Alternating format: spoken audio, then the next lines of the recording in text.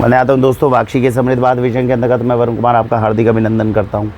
अच्छा लगता है, कभी कभी वीडियोस बनाने के लिए बैठते हैं तो मुझे अच्छा लगता है कि बिज़नेस की अपडेट्स जो है वो आप तक ज़रूर देता रहूँ।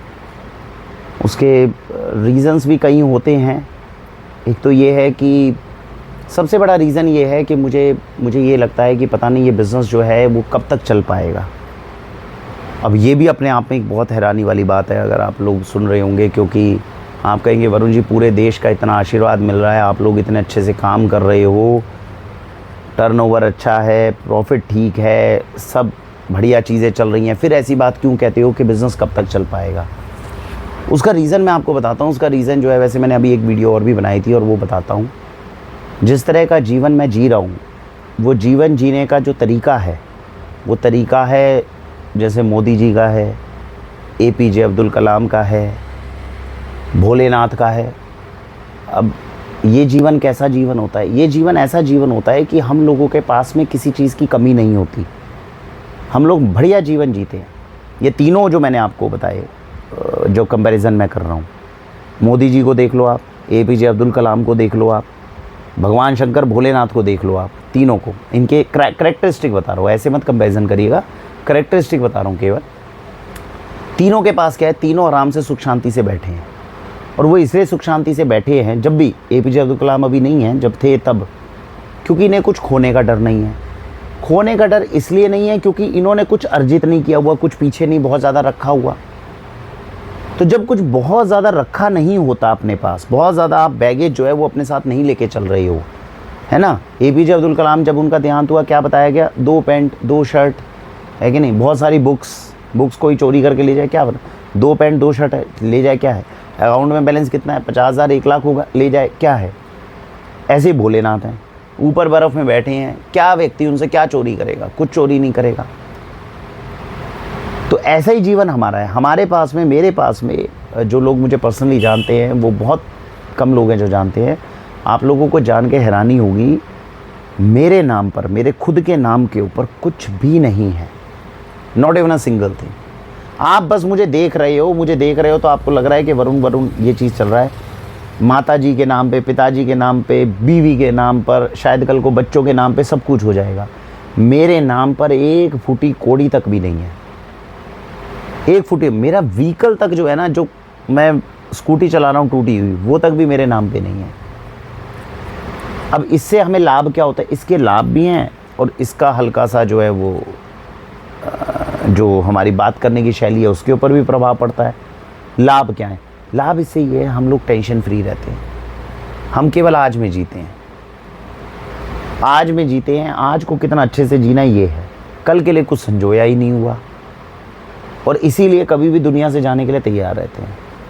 मेरे जीवन में मेरे को अभी कल कुछ आ जाए, कोई दिक्कत आ जाए, तो मैं ईश्वर से कभी ये चीज़ नहीं शिकायत कर पाऊँगा कि तूने मुझे जीने का मौका पूरा नहीं दिया। बहुत जीने का मौका दे चुका है, 40 साल भी उम्र नहीं हुई है मेरी, लेकिन इतना सब कुछ वो मुझे जीवन में जीने का मौका, इतना जीवन जिया है मैंने, इतना जीवन जिया। और उसका रीज़न ये है कि टेंशन फ्री जीवन जिया है, टेंशन फ्री जीवन जिया और ख़तरनाक काम किया है।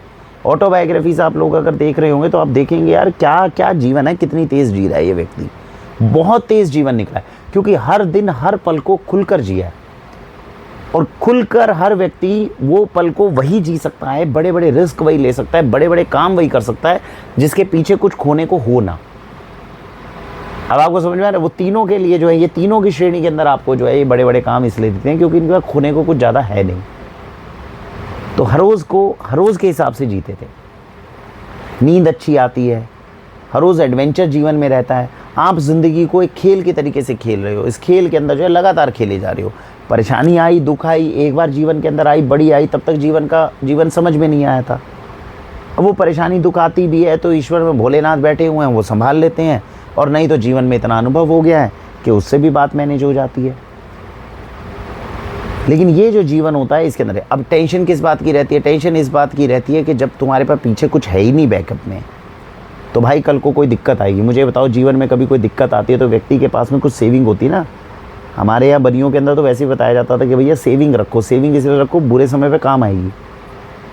और हमारा वो स्टाइल ही नहीं है जीने का कि बुरे समय के लिए हमने कुछ अपना संचित कर रखा हो या ऐसा कुछ कर रखा हो। तो आप तो आज में जिए जा रहे हो, कल को तेज़ बारिश आ गई तो आपके तो छप्पर भी नहीं है ओढ़ने के लिए, अब भोले के सहारे चढ़ रहे हो। अच्छाई ये है क्योंकि हर रोज़ जीवन जीते हैं तो इसीलिए भोले का ध्यान रखते रहते हैं, क्योंकि पता है ना ज़रा सी भी टेंशन आती है तो भोले ध्यान रखो भैया, अच्छा भोला बचा भी लेता है। तो केवल हम और भोले जो है वो दोनों अपनी मस्ती के अंदर चले जा रहे हैं, पीछे कुछ संजो ही नहीं पा रहे, संजोना चाहते भी हैं तो संजो नहीं पाते। मैंने एक वीडियो में पहले भी आपको बताया होगा, बिज़नेस के अंदर कोशिश करते हैं, कोशिश करने के बाद एक बार दिमाग में विचार आया कि ये वीडियो के अंदर एक्चुअली मैं आपको बिज़नेस में आने वाले धर्म संकट के बारे में बता रहा हूँ, क्योंकि आज धर्म संकट के ऊपर मैं वीडियो बना रहा हूँ, वो बता रहा हूँ मैं। देखो 7-8 साल हो गए, देश में मेरे ख्याल रिटेल सेक्टर के अंदर हम टॉप पोजीशंस में से एक में हैं। पूरे देश का आशीर्वाद है, विश्वास है, ये वो बिज़नेस है जो बिज़नेस में सेट करना चाहता था। जब मैं बिज़नेस के अंदर आया था, बिज़नेस के अंदर बहुत लोगों ने हमें बहुत सारे नियम बताए थे, बिज़नेस कर रहे हो तो इस नियम का ध्यान रखो। कुछ नियम है ना जो बताते हैं बड़े लोग। बड़े लोगों ने क्या नियम बताए थे? अपने ट्रेड सीक्रेट किसी के साथ शेयर मत करना। हमने पूछा क्यों?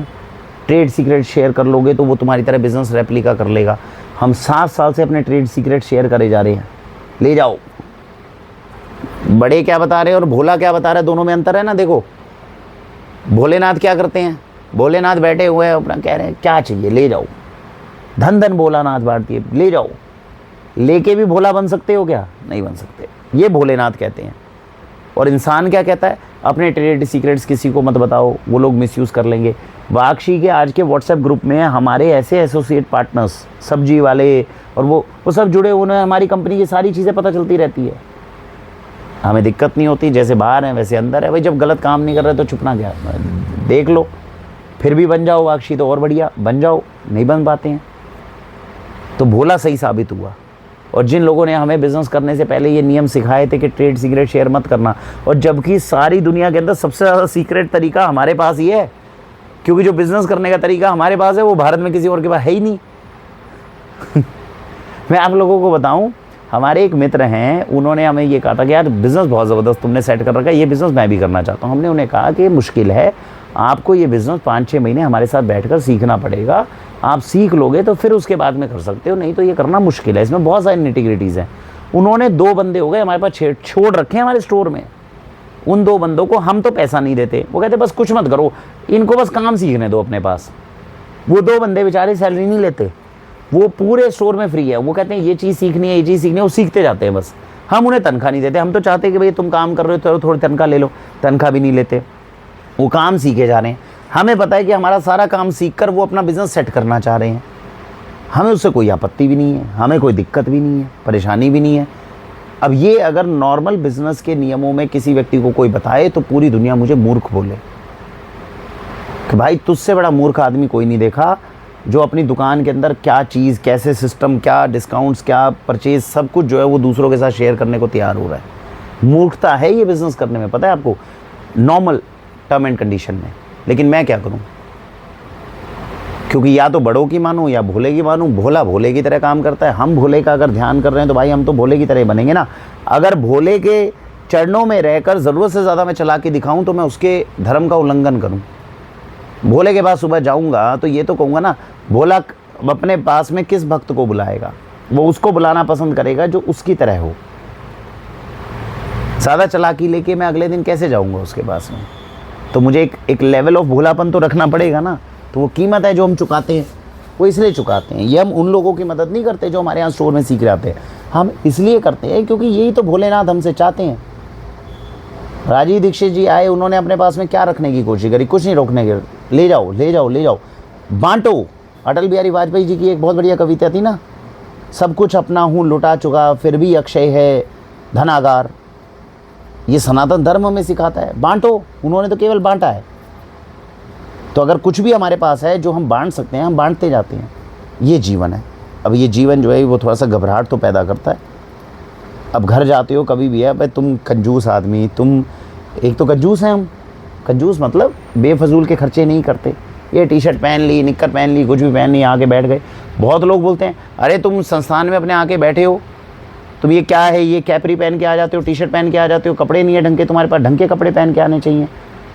हमारा सवाल फिर वही बात, धर्म क्या कहता है? धर्म ये कहता है कि जो व्यक्ति आ रहा है वो मेरे कपड़े से नहीं, मेरे व्यवहार से प्रभावित होने वाला है। कपड़े तो मैं वो पहनूंगा ना जिसके साथ भी मैं कंफर्टेबल हूं अपने काम को करने में अच्छे से। तो बिजनेस का ये नियम भी हम कभी फॉलो नहीं कर पाए। फिर बिजनेस का नियम क्या कहता है? बिजनेस का नियम ये कहता है कि गल्ले के ऊपर केवल आप ही बैठोगे, मालिक बैठेगा, जो काम करने वाले हैं वो आपके नौकर हैं, वो आपके कर्मचारी हैं। हमने इस बिज़नेस को भी तोड़ दिया जब हमने बिज़नेस करना शुरू करा। हमने कहा नहीं, वो नौकर और कर्मचारी नहीं है, वो हमारी टीम के मेंबर्स हैं। और हमने उन्हें इतना शक्तिशाली 7 साल में बनाया है कि अगर आप वरुण कुमार से बात कर रहे हैं, आप मनोज से बात करें या श्री प्रकाश जी से बात करें, हर व्यक्ति की अलग यूनिकनेस, और इतने शक्तिशाली बन चुके हैं कि अगर मैं भी चाहूँ तो उनके डिपार्टमेंट को उतना अच्छे से नहीं संभाल सकता जितना दूसरा व्यक्ति संभाल सकता है। और सारा दिन हम होते नहीं स्टोर में हम चाहें भी सारा दिन तो नहीं बैठ सकते, क्योंकि बाकी भी धर्म के काम करने होते हैं। उसके पीछे भी दूसरा सिद्धांत है, अभी बताता हूं मैं। तो गले तक के अंदर हाथ कौन है? हमारे कर्मचारी डालते हैं। चल रहा है, 7 साल से चल ही रहा है ना स्टोर, किसी के आगे हाथ फैलाने की जरूरत भी नहीं पड़ी, अब चल रहा है। बिजनेस का ये नियम भी नहीं हमने माना। सारे लोग, दुनिया सुबह से शाम तक अपने गले पे बैठी रहती है, तब 2 पैसे कमा कर जाती है। हम सारा दिन बैठे नहीं रहते हैं, लेकिन 2 पैसे कमा के जाते हैं। वो एक अलग बात है, वो 20 पैसे कमा लेते हैं, हमारे 2 ही पैसे चलते जा रहे हैं। अपने अपने नियम है।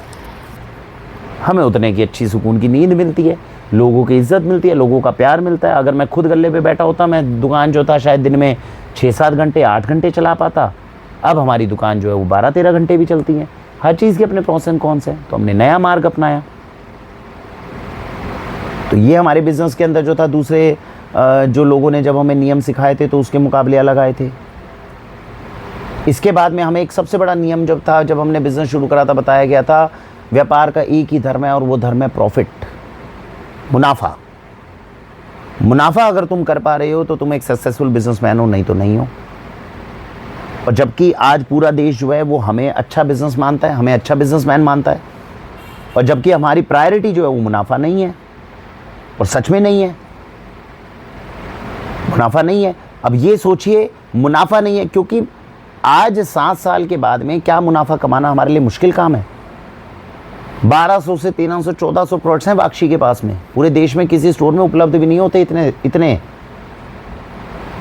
सुपर स्टोर्स में, सुपर बाजार में जाके इतने प्रोडक्ट्स अवेलेबल होते हैं, वो भी सारे एक्सक्लूसिव। मैंने पहले भी शायद किसी वीडियो में बताया था, हम अगर उसमें 100 रुपये भी मुनाफा प्रोडक्ट में रखना चाहें ना, तो ना जाने कितना एक्स्ट्रा पैसा है जो हम अर्जित कर लें। प्रॉब्लम ये है कि ये मुनाफा आप अर्जित करने के बाद में धर्म का उल्लंघन कर दोगे।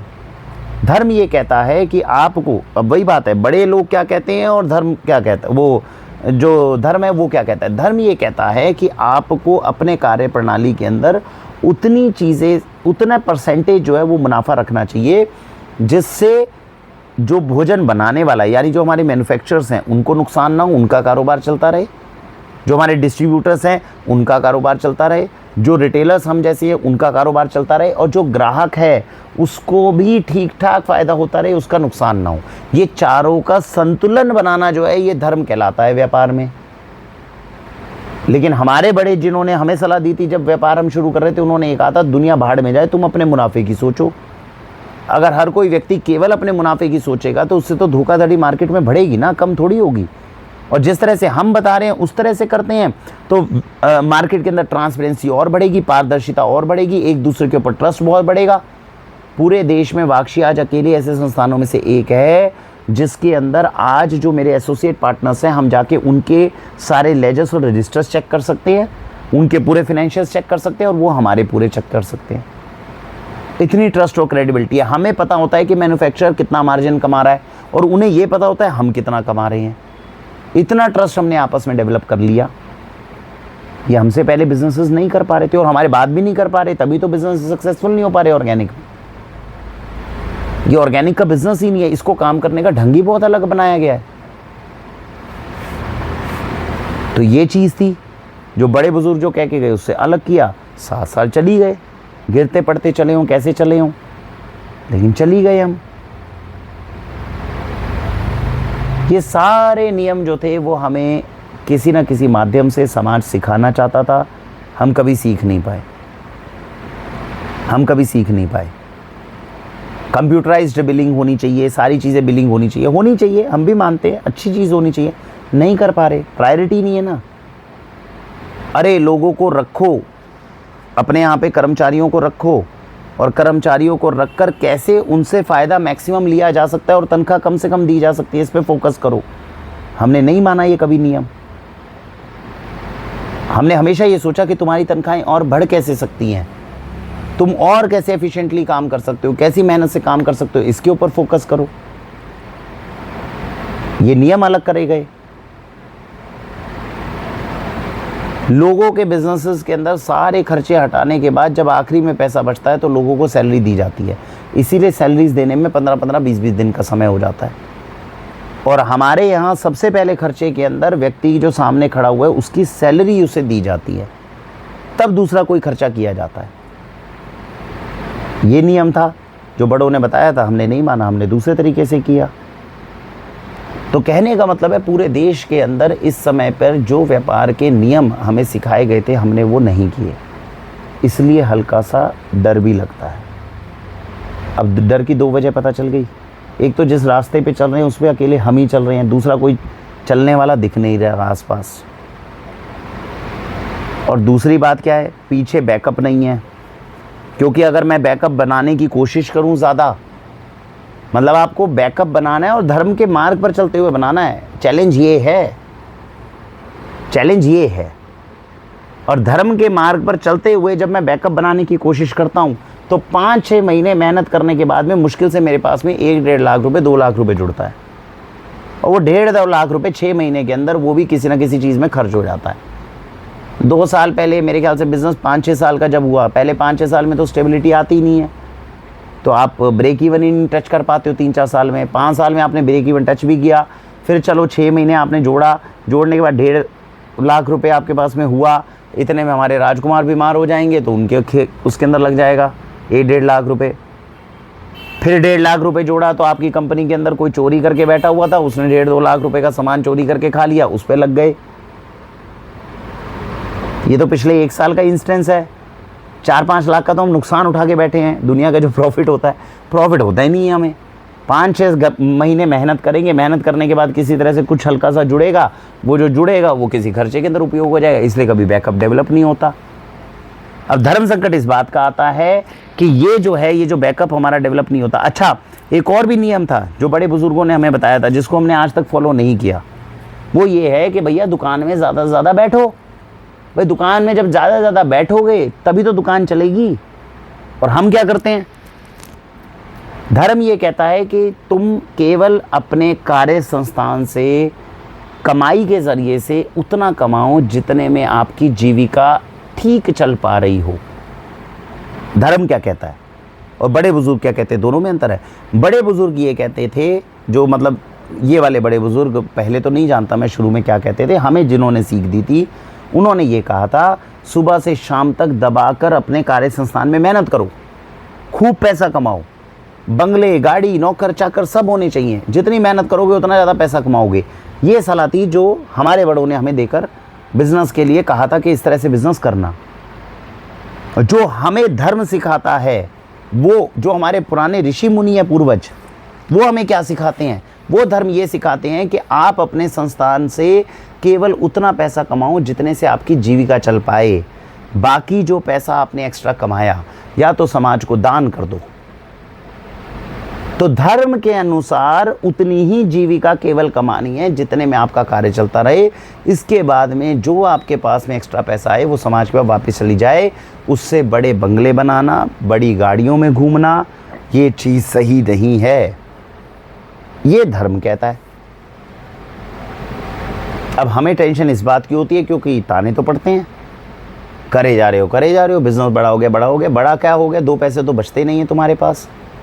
तो हम लोग धर्म के रास्ते पे तो चल रहे हैं और बढ़िया कर रहे हैं, लेकिन हल्की सी टेंशन इस बात की रहती है, अरे इतना तो कम से कम बैकअप होना चाहिए कि कल को कोई संकट आए तो आप लोग बच पाओ। और वो चीज़ का मुझे एहसास भी है और शायद मैं उसे डेवलप भी कर सकता हूँ। समस्या ये है कि बिना अधर्म के रास्ते पे गए, धर्म के मार्ग पर चलते हुए, एक तो वो बैकअप डेवलप करना और ऊपर से भोले की कृपा होनी चाहिए। नहीं तो वो मैं जोड़ने की जैसे ही कोशिश करता हूँ 6 महीने में वो भी चला जाता है। अब ये भोले की मर्जी है या मेरी कार्य प्रणाली में कमी है, ये समझना बड़ा मुश्किल है। पूरा समय संस्थान में देते नहीं है, पूरा समय संस्थान में कैसे दे सकते हैं? ये जो समाज है, ये देश है, ये भी तो मेरा है, इसके अंदर भी तो समय देना है। ये जो पर्यावरण है जिसे हम पोल्यूट करते हैं, एक व्यक्ति, सोचने की बात है, देखो एक व्यक्ति अपने जीवन के अंदर, कहा जाता है 28 पेड़ों को काट कर जो लकड़ी निकलती है उस लकड़ी का उपयोग कर लेता है वो व्यक्ति।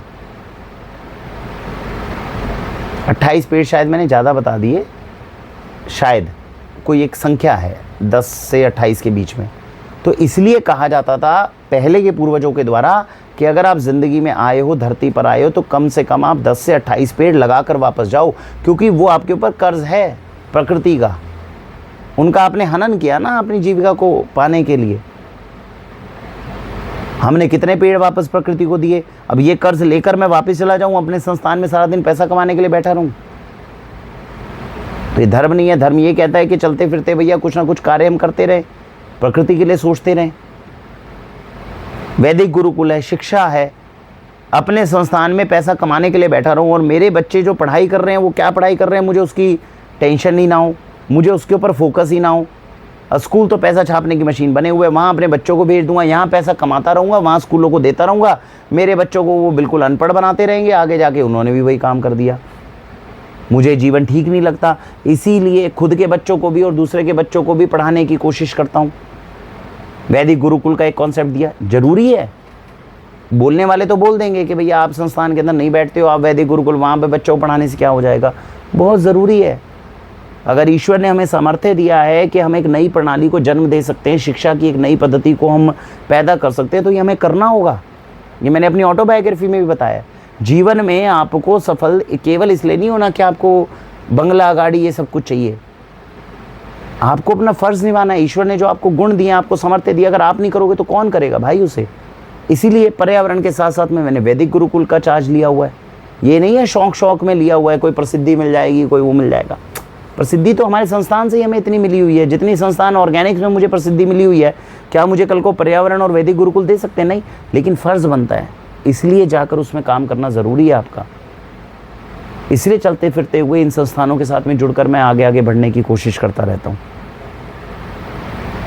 इन दोनों संस्थानों में मैंने एक दिन कैलकुलेट किया था, मैं जितनी एनर्जी और जो कुछ लगाता हूँ, अगर मैं अपने संस्थान में लगाऊँ तो कम से कम मैं 10 से 12 लाख रुपए एक्स्ट्रा कमा सकता हूँ। कम से कम 6 महीने में 10 से 12 लाख। लेकिन अगर इतना फोकस मैं अपने बिजनेस में कर दूँ और इसको बढ़ाने की कोशिश करूँ तो। लेकिन ये जीवन जो 10 से 12 लाख रुपए है, कहीं ना कहीं इसकी वैल्यू उन दोनों की वैल्यू से कम महसूस होती है। जब हम धर्म के बारे में सोचते हैं तब महसूस होती है। इतना पैसा, मतलब मेरे पास में पैसा पीछे ना हो, लेकिन इतने पैसे तो हम खोते जा रहे हैं जितना दुनिया कमाने की सोचती है। लेकिन मैं भी उसे खो ही सकता हूँ, मैं भी पा नहीं सकता। ये भोले का वरदान मान लो। जैसे भोला खुद बैठा है पर्वत पे, तो वो हर रोज़ हमसे भी यही कहता है कि तुम्हें काहे की टेंशन है, मेरे को देखो, हैं, मेरे को देखो। इतना सुंदर गीत है, मैंने अभी पिछली वीडियो में बताया था।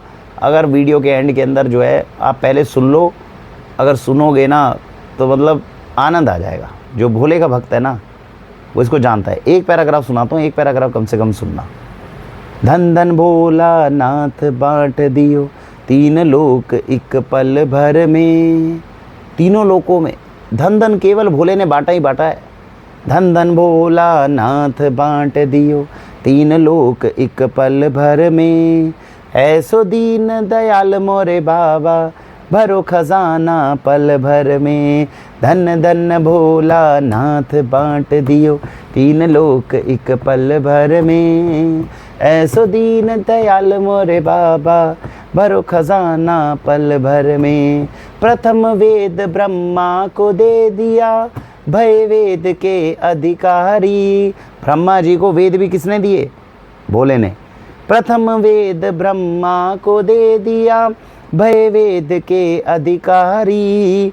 विष्णु को दिया चक्र सुदर्शन, लक्ष्मी सी सुंदर नारी। समुद्र मंथन नहीं होता अगर भोले नहीं होते, विषपान नहीं करते, जीवन में जग के कल्याण के लिए खुद विष पी डाला। सोचो, वो तो गले पे रुक गया, नहीं तो भैया भोला ही एग्जिस्ट नहीं करता। अगर इतना ही आसान होता विष पीना, हम सोचते हैं देवी देवता हैं जी, झेल गए होंगे, अगर इतना ही आसान होता तो सारे देवी देवता पी लेते भाई। विष्णु जी के पास में कम ताकत थी, ब्रह्मा जी के कम ताकत थी, तो शिव उसको झेल पाए, जरूरी नहीं था झेल पाए, मरने के हिसाब से ही पिया था। पूरी सृष्टि बच जाए इसलिए उस विष को मैं पी जाऊं, कितना बड़ा सिद्धांत है जो भोला देके जा रहा है। जीवन में कभी कर पाएंगे हम? हमारे सामने जो है जहर हो और हमें ऑप्शन दिया जाए कि देखो ये सारे प्राणी मर जाएंगे, है तुम में से कोई माई का लाल जो इसको जहर को पी जाए और बाकी सब बच जाएंगे, वो लोग पी जाए तो? कितना आसान है शिव के बारे में बोलना, लेकिन शिव की तरह करना या उसकी तरह सोचना ही बड़ा मुश्किल है। इतना आसान नहीं है। हम लोग ना अपने दायित्व से टल जाते हैं, अरे वो तो भगवान है। अरे भगवान बने, भगवान ऐसे काम करके ही तो बने हैं।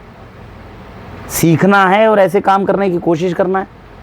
दिन रात सारा दिन राम के नाम का जाप करते रहो। अभी हमें नहीं जिगर आ रहा कि कभी ऐसा, मैंने अभी बोला आपको, अगर ऐसा सर्कमस्टेंसेस सामने आ जाए हमें हिम्मत ना हो, बताओ, यही भोलानाथ बनाती है। प्रथम वेद ब्रह्मा को दे दिया, भय वेद के अधिकारी, विष्णु को दिया चक्र सुदर्शन, लक्ष्मी सी सुंदर नारी, इंद्र को दिया कामधेनु और ऐरावत सा बलकारी, कुबेर को कर दिया आपने सारी संपत्ति का अधिकारी, अपने पास में पात्र न रखते। सोचो, कुबेर को लंका दे दी सोने की, रावण को भी लंका दे दी सोने की, सारी संपत्ति का अधिकारी बना दिया। कुबेर को रखो, पूरी दृष्टि, पूरी सृष्टि की संपत्ति रखो, अपने पास में पात्र न रखते, पीते भंग निज खप्पर में, ऐसो दीन दयाल मोरे बाबा, भयो खजाना पल भर में। बताओ बताओ, ये जो आपने अभी सुना है ना और जो मैंने गाया है, ये शिव की भक्ति है। शिव तो ये कह रहा है, शिव ये कह ही नहीं रहा कि शिवरात्रि पे जाओ और दूध का पैकेट लो और मेरे शिवलिंग पे चढ़ा दो। हो सकता है उसको वो पाप की श्रेणी में डाल दे और हमें महसूस ही नहीं हो रहा कि हम अधर्म कर रहे हैं। वो सत्य में जयते वाला गलत नहीं बोल रहा, वो गलत नहीं बोल रहा। वो ये कह रहा है कि तुम दूध का पैकेट लेके चढ़ा रहे हो शिवलिंग पे, और शिवलिंग पे जो तुम चढ़ा रहे हो वो सारा बहता जा रहा है नाली के अंदर, सुने तो तुम गलत कर रहे हो। बात नहीं समझ गए? एक बार उसकी बात सही हो जाए, वो एक अलग बात है कि वो लोग भी गलत हैं, वो जो हमें टोक रहे हैं वो सही नहीं है, उनका अलग मामला है। हम शिवलिंग का दूध चढ़ा रहे हैं, शिवलिंग के ऊपर दूध चढ़ा रहे हो, दूध जो है नाली में बहता जा रहा है, तो वो जो पैसा मैंने खर्च करा और शिवलिंग पे चढ़ाया, तू उस पैसे का क्या करता है? तू दान पुण्य करता है क्या? तू तो नहीं करता, तो तू तो मत रोक कम से कम। लेकिन ये बात जो है ये गलत नहीं। हमें शोभा ये देती है कि जब हम शिवलिंग पे जल चढ़ा रहे हों तो हम कम से कम माने कि ये भगवान शिव हैं, ध्यान करें, केवल शिवलिंग के ऊपर लाइन में लग के धक्का मुक्की करके दूध चढ़ाकर और सोचें अरे शिवरात्रि बन गई, भोलेनाथ का आशीर्वाद मिल गया, जय हो। ये है भोले का आशीर्वाद जो हम संवाद कर रहे हैं आपस में। भोले से समझना, भोले से सीखना, भोले से सीखना, भोले से समझना। और अगर दूध, पहले दूध देश में पर्याप्त करना और उसके बाद दूध जितना एक्स्ट्रा वो भोले को चढ़ाना, क्या प्रॉब्लम है? लेकिन हम ये सब कुछ कर नहीं पा रहे हैं। इसीलिए धर्म के नाम पर बहुत सारा धर्म है जो हमसे हो रहा है, हो रहा है। बहुत सारे ऐसे अंश हैं जो मैं अलग अलग वीडियोस के माध्यम से आपको बताऊंगा दिन रात। आपसे क्या, मुझसे बहुत ज़्यादा अधर्म हो रहे हैं, मुझसे बहुत ज़्यादा अधर्म हो रहे हैं। जब संज्ञान में आते हैं तब पता चलता है भाई ये तो अधर्म हो रहा है, तो क्या करें। इसीलिए कहा जाता था ना, वो एक मेरे भाई थे, उसने वो मेरे साथ गंगा मैया में डुबकी मारने गए बड़े भैया, तो उन्होंने डुबकी मारी। डुबकी मारने के बाद में कहते जय हो गंगा मैया, चलो भैया आज तक के जितने पाप करे थे वो तो धुल गए। कहते ना गंगा में स्नान करके पाप धुल जाते हैं। अब गंगा में स्नान करके पाप धुल जाते हैं तो धर्म, ये अब धर्म संकट क्या उत्पन्न होता है? इसका मतलब तो कोई किसी का मर्डर करके आए, जाके गंगा में स्नान कर ले। गंगा में स्नान करना तो मुश्किल नहीं है, पाप धुल गए, अब तो सजा होगी नहीं। तो बड़ा भाई क्या कहता, अब जय हो गंगा मैया, गंगा में स्नान करे, चलो आज तक के तो पाप धुल गए, अब चलो बाहर, अब चलो बाहर जाके दूसरे पाप करो शुरू। तो ये मामला फंस रहा है। तो हम सबका हाल यही हो रहा है, हम सब लोगों का मैक्सिमम हाल ये हो रहा है। और जबकि सच्ची भक्ति जो ईश्वर की है वो यही है कि ईश्वर का सानिध्य अपने साथ रखना, जब मौका मिल जाए, जब सही मिल जाए। कलयुग में तो सत्संग ही है। सत्संग क्या है? जहाँ उसका नाम मिल जाए वही अमृत है। उसी के नाम से वो इतना बढ़िया भजन है ना, वो क्या है? तीरथ है हरि नाम तुम्हारा, फिर क्यों फिरता मारा हमारा। सुर नहीं पकड़ा ठीक से? तो ये है, तीरथ है हरि नाम तुम्हारा, फिर क्यों फिरता मारा मारा। अंत समय हरि नाम ना निकले तो काशी और मदीना क्या। तो जब काशी जा रहे हो, जब मदीना जा रहे हो, वो डाल दिया उन्होंने, काशी जा रहे हो, जब अयोध्या जा रहे हो, जब तो राम के नाम का सुमिरन करते हुए जाओ। जो राम के नाम का सुमिरन करते हुए जा रहे हो, ये तीर्थ है तुम्हारा। वहाँ जाके केवल मूर्ति के दर्शन करने से तीर्थ पूरे नहीं हो रहे हमारे। और 99.99% हम गलती यही कर रहे हैं। हम तीर्थ पे जा रहे हैं, हम जाते हैं, मस्ती में जाते हैं, घूमते फिरते दर्शन करें, जय हो भोले, और आ गए दर्शन करके। जबकि यहाँ से वहाँ तक जाते हुए उसके नाम का सुमिरन करना, वहाँ से उस छवि को अपने हृदय के अंदर धारण करते हुए आना और सुमिरन और ज़्यादा बढ़ा देना। तीर्थ तो ये बन रहा था। इसका हमें बोध ही नहीं है तो हम कार्य ही नहीं कर पा रहे। एनीवेज, तो हम कहाँ थे? देखो, भोले के बाद में चले गए तो वहाँ तक चले गए हम। तो ये धर्म जो है, भोला जो धर्म की प्रेरणा दे रहा है वो मुझे ऐसे दे रहा है, और जो सिखाने वाले हैं वो बिज़नेस वैसा करने सिखा रहे हैं। तो कहने का मतलब ये, आज 7 साल के बाद में अब घर वाले भी पूछते हैं, तुम्हें 7 साल हो गए हैं, तुम कब ये। अरे घर वालों को छोड़ो, पड़ोसी पूछते हैं।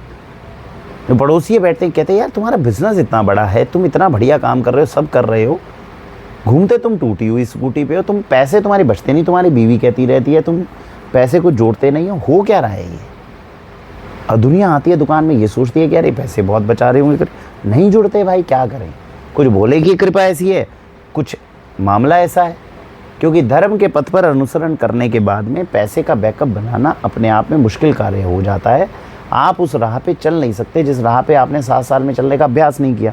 और इसीलिए शायद आज जो कुछ वैसे हमने ईश्वर से मांगा था, देखो ईश्वर ने वो हमें सब कुछ दिया। हमने कभी ईश्वर से पैसा मांगा ही नहीं था।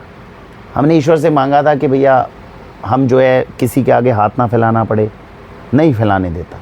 मेरे नाम पर कुछ नहीं है, लेकिन पूरा परिवार जो है वो मेरे बिना अधूरा है। ये आएगा, ये बोलेगा तभी काम होगा, नहीं तो नहीं होगा। तो राजाओं जैसा जीवन ये मिल रहा है सुख अपने को घर में। और भोले वाली बात है कि नहीं? भोले के बाद कुछ नहीं है तो कैलाश अधिपति वही है। अब कैलाश में जो बाकी लोग ठंड में रह रहे, रहो, दूसरा संस्थान ढूंढना है तो ढूंढ लो, नहीं हम तो यही रहेंगे। अपने को गण भी ऐसे ही मिले हुए हैं, हमारे परिवार में भी गण ऐसे ही मिले हुए हैं, वो भी उसी के अंदर चलाते काम। तो काम बढ़िया चल रहा है, वो काम अच्छा चल रहा है।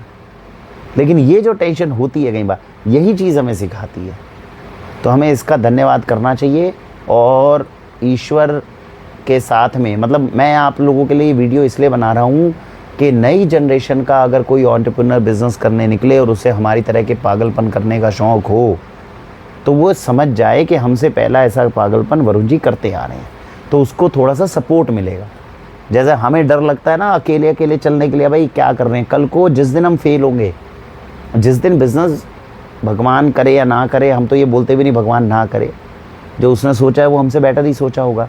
लेकिन ये बिज़नेस कभी बंद हो गया तो आप देखोगे दुनिया के अंदर आकर लोग बहुत सलाह देंगे, ये तो कभी दुकान में बैठता नहीं था, इसके यहाँ तो सब लूटपाट चलती थी, कर्मचारी चोरी कर लेते थे। ये सब कुछ होने के बावजूद एक बात का हमेशा याद रखिएगा कि इतनी ज़्यादा चीज़ों को हमने व्यापार के क्षेत्र में बदलाव करके हम लेकर आए हैं। 7 साल अभी हो गए हैं, 10-12 साल हो जाएं तो वो कम टाइम नहीं होता, लेकिन वो चला ही है ना व्यापार। और हमने व्यापार को सिद्धांतों के अनुसार चलाया है। 7 साल हमने जो गुजारे हैं, इसमें मुझे एक बात का गर्व है कि मुझे अपने सिद्धांतों से कॉम्प्रोमाइज़ नहीं करना पड़ा, मुझे धर्म की हानि नहीं करनी पड़ी, अधर्म के मार्ग पर नहीं चलना पड़ा। कुछ गलतियाँ हो भी गई हो, गलती से उसको तुरंत सुधारा गया और अच्छे मार्ग पर चले हैं। ये चीज़ है जो हमारे पूरे देश में सबसे अलग बनाती है, और ये चीज़ है जो जीवन जीने का और व्यापार करने का हमें उत्तम एहसास भी कराती है। बस एक कमी है जो मुझे लगता है कि कमी है, भोले के हिसाब से कमी नहीं है। भोला कह रहा है भाई होना ऐसे ही जीवन चाहिए, देख बढ़िया सिस्टम बना रखा मैंने तेरा। जो मुझे लगता है वो ये कि अरे भोलेनाथ इतना भी बिल्कुल हैंड टू माउथ मत रखो, कुछ तो थोड़ा बैकअप बना के रखो कि कल को इमरजेंसी पड़ जाए तो कुछ हो जाए, क्योंकि बिज़नेस जब बढ़ता जाता है, टर्नओवर बढ़ता जाता है, बैकअप होना चाहिए कल को इमरजेंसी में टैकल करने के लिए। बैकअप बन नहीं पाता, अब वो भोले की इच्छा, जैसा उसने जीवन दिया वो भी बढ़िया। हाँ देखो कि गीत भजन बहुत अच्छे अच्छे आते हैं अपने को, हो गया। सीताराम सीताराम सीताराम कहिए, जाहि विधि राखे राम ताहि विधि रहिए। सीताराम सीताराम सीताराम कहिए, जाहि विधि राखे राम ताहि विधि रहिए। जिंदगी की डोर छोड़ हाथ दीनानाथ के, जिंदगी की डोर छोड़ हाथ दीनानाथ के। महलों में राखे चाहे झोपड़ी में साथ दे, महलों में राखे चाहे झोपड़ी में साथ दे। सुबह शाम अविराम राम नाम कहिए, सुबह शाम अविराम राम नाम कहिए। जाहि विधि राखे राम ताहि विधि रहिए, जाहि विधि राखे राम ताहि विधि रहिए। और वैसे एक बात और बता दूं मैं, ये देखो कितना अच्छे भजन में कितनी अच्छी बात कही है कि नहीं कही है। तो हमें लगता है कि महल हम बनाएंगे, बनाने वाला वो, झोपड़ी में हम रहेंगे, रखने वाला वो। और दोनों ही सूरतों में जिसके साथ में राम चल रहा है वही सुखी है। महलों में रहकर सब कुछ होते हुए अगर राम तुम्हारे साथ नहीं है तो महलों का सुख नहीं मिलेगा। झोपड़ी में रहते हुए अगर राम तुम्हारे साथ है तो दुनिया का सारा सुख तुम अपने साथ लेकर चलोगे। अब ये चीज़ है, और ये एहसास वो हमें तभी करवा सकता है जब हमारे पास पीछे बैकअप बहुत ज़्यादा ना हो। जिनके पास पीछे बैकअप बहुत ज़्यादा होता है, मुझे ऐसा लगता है, क्योंकि मेरे पास कभी था नहीं तो मैं जानता नहीं, कभी भविष्य में अगर कभी हुआ ऐसा तब शायद पता चलेगा कि जीवन में जिनके पास बहुत ज़्यादा बैकअप होता है शायद उन्हें राम को अपने साथ रखने में थोड़ी परेशानी होती हो। मुझे लगता है कि जिनके पास बैकअप ज़्यादा नहीं होता उनके लिए राम का साथ लेना आसान होता है। एक बहुत अच्छा एग्जाम्पल इसमें मुझे ध्यान आया था, क्यों मैं ऐसी बात कह रहा हूँ वो भी क्यों अनुभव से बता रहा हूँ। एक बार अभी 1 साल पहले की बात है, या इंदिरापुरम में गए थे। इंदिरापुरम में गए तो मेरे साथ में गुड़िया थी 1 साल की, तो मैं उतरा और उतरने के बाद में वो गुड़िया को भूख लग गई। अब भूख लग गई, अब दिमाग में वही बात, अब चॉकलेट और ये सब कुछ तो केमिकल तो मैं बच्चे को खिलाना नहीं चाहता था, इसकी आदत नहीं डालना चाहता था। तो वहाँ पे एक रेडी के ऊपर एक रोटी बना रहे थे पति पत्नी। मैंने उनसे कहा जी बच्चे के लिए जी एक रोटी दे दो, और उन्होंने दे दी बेचारों ने। मैंने उनसे पूछा कितने पैसे, कि सर बच्चे के खाने के हम पैसे नहीं लेते। अब आज के समय में कलयुग में जब मैं आपके साथ में हर रोज़ वीडियोस बनाता हूँ, बताता हूँ कितना कलयुग है, कितना माया का प्रभाव है, कितने अत्याचार है। देखो एक रेडी के ऊपर पति पत्नी है, बेचारे कितने गरीब हैं, उन्होंने भी अपने जीवन का सिद्धांत बनाया हुआ है कि जी बच्चे के पैसे हम नहीं ले सकते। सोचो ये संस्कार किस गांव से आया होगा जब वो अपने साथ लेकर आए होंगे। और पूरी दुनिया में भारत के अलावा दर्शन कहीं मिल जाए ये भी नामुमकिन है, इतनी पुण्य भूमि है हमारी भारत। तो वहाँ से मुझे लगता है कि जो जिसके पास संसाधन बहुत कम होते हैं, क्योंकि उसको खोने का डर नहीं होता, इसीलिए वो अपने साथ प्रभु को हमेशा लेकर चलता है। और जितना वो प्रभु को अपने साथ लेकर चलता है वहीं से ये दर्शन मिल सकता है। बड़े बड़े होटलों में चले जाओ, कहीं पे इतने बड़े बड़े होटल हैं, कहीं पे किसी के पास में इतनी बात कहने की हिम्मत है कि बच्चे की रोटी के पैसे हम नहीं लेंगे। और तब से उसने बच्चे ने बेचारे ने लिया नहीं, मैंने बहुत जिद करी, उसने पैसे ही नहीं लिए मुझसे। अब मैं ये सोचा था यार बताओ कर्ज चढ़ गया अपने ऊपर, अब कर्ज उतारने के लिए हमें दान कहीं और करना पड़ेगा। तो ये सारी चीज़ें हैं जो हमें अलग बनाती हैं। और वीडियोज़ हैं, प्रभु चला रहे हैं तो हम चल रही है। और देखिए एडवेंचर के अंदर कितनी नई नई चीज़ें हैं जिनका अनुभव वो कराते हैं। तो आशा इस जर्नी के अंदर आप भी आनंद ले रहे होंगे, हम तो आनंद ले ही रहे हैं, है ना। और जैसा भी होता है विचार वो आपके साथ में हम साझा करते हैं। तो बढ़िया है, और विचार आएंगे और साझा करेंगे। इसी के साथ भारत वंदे मातरम।